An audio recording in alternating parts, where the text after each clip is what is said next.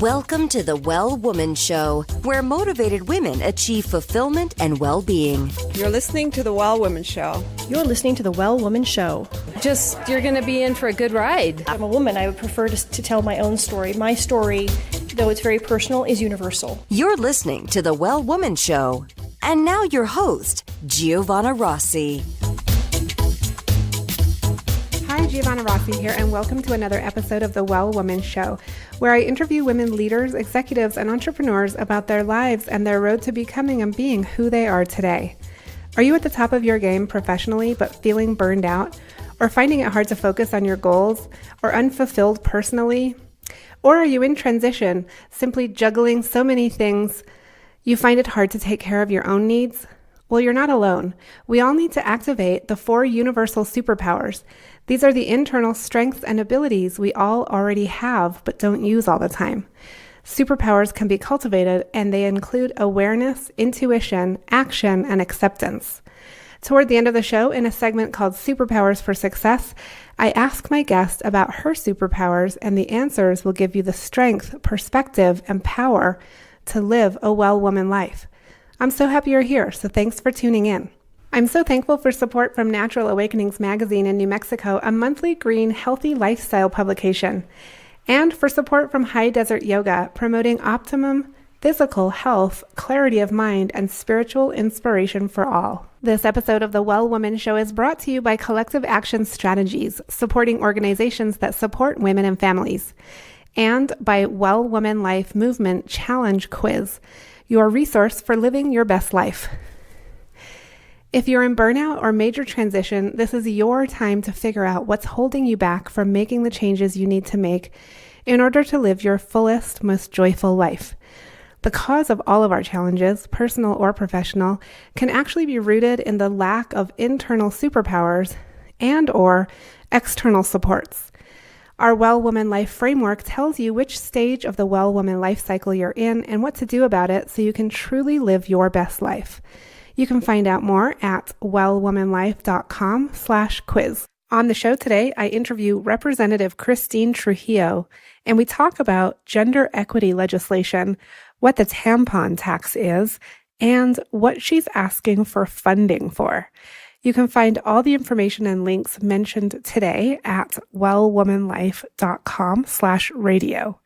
You can also continue the conversation with us in the Well Woman Life community group at wellwomanlife.com/Facebook.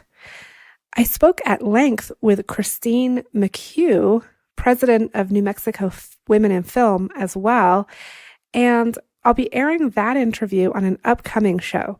We talked about New Mexico Women in Film championing a strategy developed by the Los Angeles chapter of Women in Film and Television called Reframe, which is a certification structure for production companies willing to make diversity and gender equity a priority in staffing of their projects. Since last year's Oscar Awards ceremony, when Frances McDormand brought the concept of an inclusion writer to the greater public, this idea has been gaining real momentum. The New Mexico chapter of Women in Film traditionally uses the February Film and TV Week to lobby for greater diversity and gender equity in the film industry. This year, they'll be screening the documentary This Changes Everything on Friday, February 15th at 7:30 p.m. as part of the Santa Fe Film Festival. There will be a post-screening panel discussion with the filmmaker. You can go to wellwomanlife.com/radio for more information about that. And catch my interview with New Mexico Women in Film President Christine McHugh on an upcoming episode of The Well Woman Show, available on your NPR One app or at iTunes.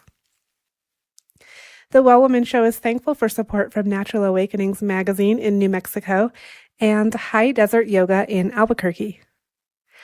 So today, I get to speak with Representative Christine Trujillo, who worked as an educator for 21 years, has served in the New Mexico State Legislature since 2013, and currently serves as a member of the House Appropriations and Finance Committee and the House Education Committee, two really important committees for this session. Representative Trujillo was born and raised in Taos and has 5 children and 6 grandchildren. She received her master's degree in elementary education from the University of New Mexico. Now to my interview with Representative Christine Trujillo. I'm speaking with Representative Christine Trujillo this morning. Welcome to the program. Thank you for inviting me. I really look forward to having this conversation with you. Representative Trujillo, we're sitting here in your office at the state capitol. The session is in swing, like fully up and running now. What are your priorities this session? Clearly, it's public education and its funding, addressing the needs of the Yazzie Martinez lawsuit. And then for me, women's health care issues. Those are critical to me. Okay, and in terms of women's health care, I know you're carrying quite a few different bills. I've got your list of bills in front of me. You're carrying a bill, House Bill 64, to fund the Commission on the Status of Women. And for listeners, the Commission on the Status of Women is an office that's in statute in New Mexico that really serves to bring awareness to women's issues and gender and diversity, equity. And it hasn't been funded for the last 8 years under the previous administration. So you're trying to get it funded now as of this year. Correct. I'm trying to get $500,000 to be able to reinstate what was totally neglected and evaporated and annihilated by Governor Martinez during her administration. Actually, I think in the first week of her tenure, she chose not to do anything with it. And what many women advocates and what I'd like to do is clearly fund it, get the startup costs moving forward so we can get our actual board members, get office equipment and all the things that are necessary to reinvigorate it, and hopefully we can have some recurring funding in the future years. Yeah, and I'm really familiar with that whole process because, as you know, I was the director of the Women's Health Office, which was housed inside the Commission on the Status of Women. And our office was also in statute and not funded under the previous administration. So we're really excited to see this bill come forward for the funding for the Commission on the Status of Women. And it was interesting because you're not actually supposed to not fund an office that's in statute. And she was able to do that and nobody challenged it. Well, I think people tried to challenge it, but she ignored all those challenges. And as you can see, she didn't go out with a bang. She went out with a whimper. And that's because in the long run, I think karma comes and bites you. And that's what happened to her. And hopefully it'll happen to Trump because of the meanness that seems to find its way into their bodies and the decisions that they make. Well, and now we have our new governor, Governor Michelle Lujan Grisham. And so are you excited to work with her? How do you think that's going to play out? I think it's wonderful. I believe that she did an incredible job as a congresswoman. I think that she brings a lot more maturity, a lot more strength, a lot more ability to work with people, and she knows the issues in the state of New Mexico unlike many of her predecessors. She also she did an incredible job going out into every community in the state when she was running for office, and she worked for their support. And now that she's in office, she is really working hard to ensure that she meets with folks that have not met with her before, but also complies with the promises that she made during the campaign trail. One of them, as you know, is her commitment to do away with the park testing. Okay, and so Representative Trujillo, you are carrying a ton of bills that impact women and women's health, and I just want to talk to you about a few of them. I'm going to just list here a few for the listeners. We've got House Bill 56, which is Prostitution as Delinquent Act. We've got also Crime Fund for Human Trafficking Victims. That's House Bill 60. We've got Domestic Violence Services. all kinds of things that really bring attention to issues that women are dealing with and gender equity. You're also carrying a bill that is House Bill 179, Feminine Hygiene Product Gross Receipts. And this really caught my eye because I know this has been an issue in other states that other legislators have taken up, and I'm really interested to see how this is going to play out here. Can you describe the bill? Sure. My bill is very simple. All it does is it repeals the gross receipts tax on feminine hygiene products, and those involve tampons and sanitary napkins, the little cups, anything that is construed as a menstrual capture product. And why is this so important to do? Well, first of all, it's not a choice. It is a fact of life. And the reason that it came to my attention in Health and Human Services Interim Committee, we were talking to women who were struggling to try to find money to pay for those products. In addition, we learned that women in prison are actually allocated a very small amount of sanitary napkins during their menstrual cycle, and then they have to start paying extra for anything that they need. And I think the number was 10. And I thought, who can possibly anticipate how many hygiene products they're going to need during their cycle that month? I don't know any women that really, really get a menstrual cycle that is so precise. You know, it just depends on the month and the moon.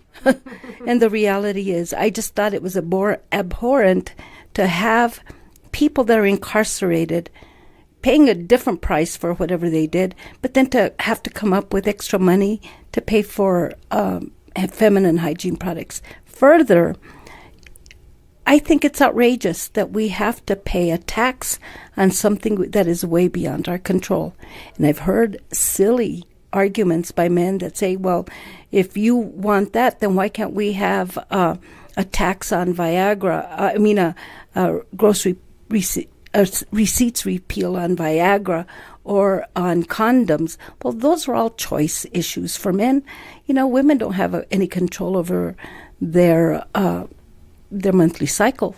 I mean, they could really, but it would be very, very expensive. And you know that the bottom line for women is, why should they be taxed for something that is part of their human body? Yeah, that was what caught my eye, was the gender equity angle on it. And so in other states, they've called it the tampon tax. And, it really just basically says, women, we have this monthly cycle. Why should we pay extra on top of the product? We have to pay for the product. I mean, there's an argument for saying, like, we should give women these things for free, right? But that's not happening. But at least let's not charge them tax on it. That's correct. If we could allocate money for the product, I would be for it. But reality bites sometimes. But why should we be taxed for something that we shouldn't have to be taxed on?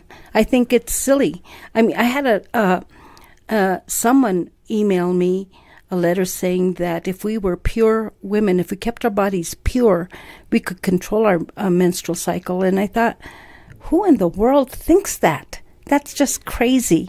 And of course, there are going to be more arguments as we move this bill forward. The reality is, I think more women recognize than not that they shouldn't be penalized for something that they know has to happen every month. Okay, and Representative Trujillo, what else are you excited about this session as far as your bills or any other legislation? I have a bill that studies sexual assault against people with disabilities. And what we would like to do, especially hearing the horror stories that we hear often, and then recently the one in Arizona in which a woman in a coma had been raped and nobody knew until she gave birth 9 months later. And it's my understanding they found the culprit. But those people should not be they should not be ignored. They should be cared for. They're under our trust. And to be sexually violated, whether it's elderly women, whether it's disabled women, anyone who is in the care of a caregiver and they're being violated is just unconscionable. And my bill strives to stop that. And all of the links to these bills, as well as to the legislature, will be at wellwomanlife.com/radio. And we're going into our segment called Superpowers for Success. I'm speaking with Representative Christine Trujillo at the state capitol during the legislative session. And Representative Trujillo, I have a few quick questions for you that will help the listeners really get to know you and allow you to share your tips and tricks from your life with listeners. First of all, what does success in life mean for you? Well, health, good health. I'm not a rich person by any means. I live in a very humble home. My kids are healthy. They're grown-ups, but they're healthy. I have a loving husband. I'm happy to do the things that I'm doing, and I've been given the gift of being able to be here. I'm not at a point where I think that this is an opportunity to go into a higher level career. I've done that. I taught, and I've advocated for labor and educators. So that's my history. I am here to do the work of the people. And to me, any accomplishments that I can make in trying to make life a little bit easier, those are things that make me happy. And Representative Trujillo, when did you know you were really good at what you do? You've been a teacher. You've been you're a leader. You've done all kinds of things in your career. But when did you know that you were really good at what you do? Well, that's an interesting question, because I think most people question the direction that they're going and the decisions that they make throughout their lives. And I've always considered my life until really recently somebody else put it into perspective. I used to think that where I was at was a series of happy accidents.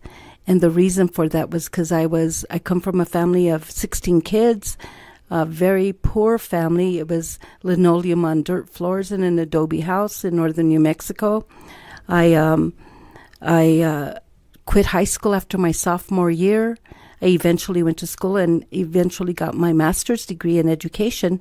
I wanted to be a famous artist, but famous artists are dead. And I had to have a backup plan, so I taught. And I loved teaching. And then throughout that tenure, I was always involved in politics as a major interest. And in my family, you have to fight for what you wanted. And we had a long table and two benches on the side, kind of like a family on TV years ago. And what happened was that you sat with your hands covering your plate just because you knew that was a serving you were going to get, and you didn't want anybody getting it if you got up for any reason. So I've learned to fight for my space. And the bottom line is, I guess I keep going through different phases, questioning if I'm being effective. So I'm not sure if I can say that I'm really good at what I'm doing. I'm really fortunate that I've been blessed. I love how you articulate fighting for your space, because I feel like that's still what women are doing, and that's why I do this show, is because women still are apologizing for taking up space. And so we're creating that space. We're taking we're claiming our space, right? And claiming our power and claiming our space. I agree with you. I used to be more apologetic. Remember years ago, I'm sorry. And now I don't apologize for anything. Life is short. I've done it. And, the sun still keeps coming up the morning. And I hope that I'm not hurting people as I move my agenda forward. I hope that I'm inclusive. But I hope that I'm not a sheep and a yes man. And I don't think anybody that knows me really thinks that I'm a sheep or a yes man. I probably am the opposite. I speak out, and sometimes the words out of my mouth have no filter. So, so that's the way it is, and I'll continue to do that. Okay, and Representative Trujillo, can you describe a personal habit that contributes to your well-being, your ability to do everything you're doing? What kind of personal habit do you have that helps you? Well, I am a type 2 diabetic, and I have to be very, very stringent about taking my medication, because I've been known to go into a deep slumber if I'm not getting my blood sugar level in place. But I'm learning to go to bed earlier and not attend every function. After 6 years here, you get invited to a lot of things, and after a while it gets old, and people are very gracious, but I love my pillow in my bed. Okay, and what superpower did you discover you had only to realize it was there all the time? I inherited the ability from my father to interact with folks I think I have an easy nature. And my father and my mother couldn't go anywhere without somebody in town always knowing my father and talking to him, and we'd sit there waiting, and that happens to me, and it happens to many members of my family. We're just free in terms of talking to people, and I think my mom taught us that everybody deserves a moment of your time. And sometimes I feel like I'm all the times that I lobbied before when I came onto this side, I used to think, I'm never going to do that. I'm never going to avoid anyone or have them chase me around the roundhouse. And now I understand why they did that, because they're going from one committee to another. And I think everyone deserves a moment of our time. So for those of you who I've ignored and I haven't meant to, please forgive me. Okay. And what advice would you give your 25-year-old self? I would have taken risks a lot sooner. I would have not been so deferential to the men in my life.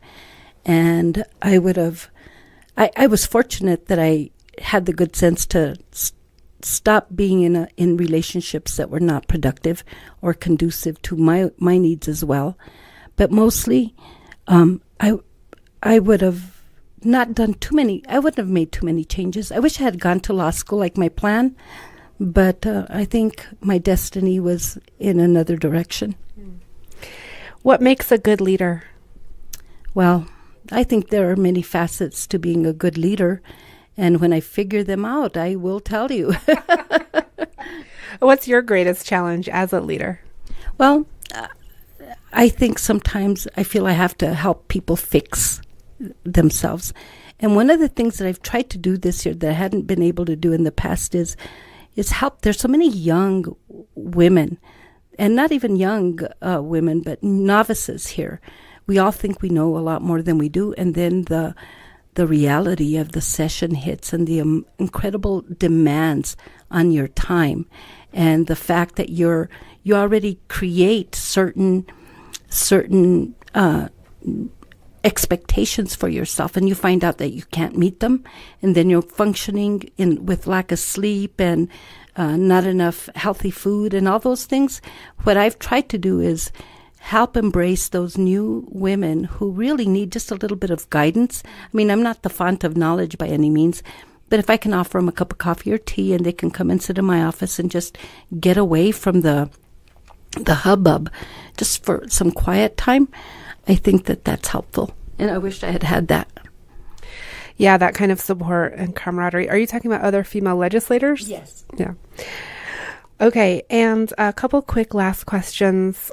Do you identify as a feminist? Yes, absolutely. I do define myself as a feminist. I've never questioned that. Even when I was younger, I didn't understand too much about it. I always defined myself as a feminist.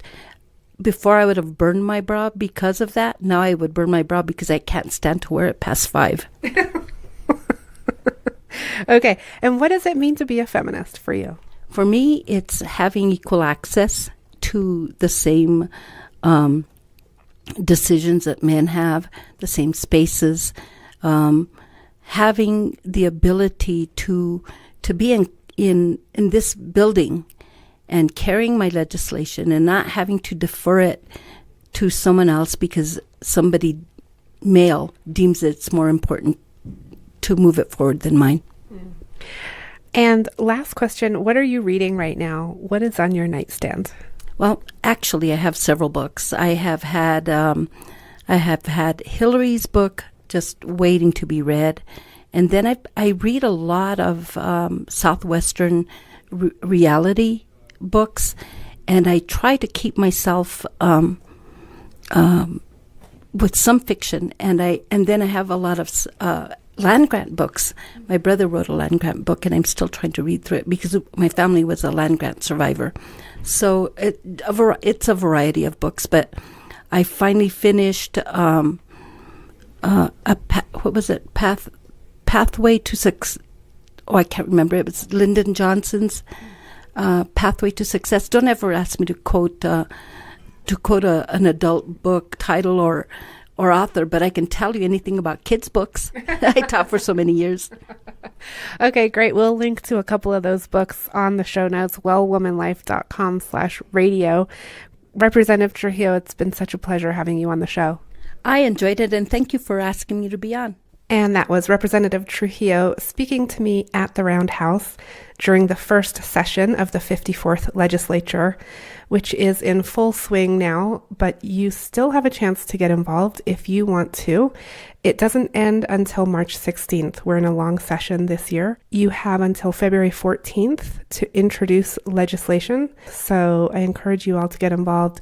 Go to nmlegis.gov. That's nmlegis.gov for more information about the session.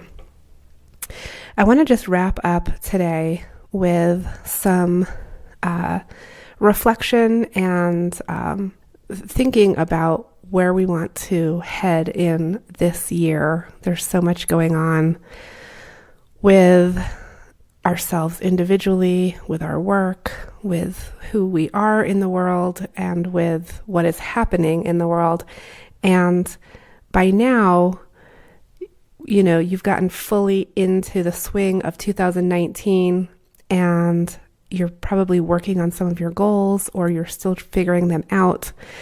And so it's a really great opportunity to reflect on the past year and what you've accomplished and what kinds of things you felt like you did that you wanted to do. And then celebrate those things, you know, really give yourself that time to acknowledge and really accept that you accomplished a lot in the last year, despite all of the ups and downs and obstacles that you faced. And then, release some of those things that didn't work out for you, or that you were disappointed about, or that you're beating yourself up about. It's really time to release those things. And then once you do that, you create the space to dream for the coming year. And that's when you can really sink into your heart and your mind and think about what you want to create this year. And it's a really powerful, connected place that you can be to create that. And so I want to encourage you to do that. You can join me. I'll be facilitating this whole process at the next Well Woman Drinks on February 20th. Go to wellwomanlife.com/events. That's it for our show today. Remember, if you need support to live your Well Woman life, head over to wellwomanlife.com/Facebook to join us. Our monthly live event, Well Woman Drinks, brings women together to share our successes and challenges as women, leaders, moms, aunts, sisters, and all the other roles we carry. If you'd like to attend a Well Woman Drinks near you, or if there isn't one in your city yet and you'd like to start one, email info@wellwomanlife.com. If you enjoyed the show, please take a moment and subscribe in iTunes and leave a review. This helps raise visibility, which is super helpful when it comes to producing the show every week. For feedback, comments, or just to let me know you were listening today, find me on Facebook, Twitter, and Instagram @WellWomanLife. I'm Giovanna Rossi for The Well Woman Show. Until next time, have a super powerful week.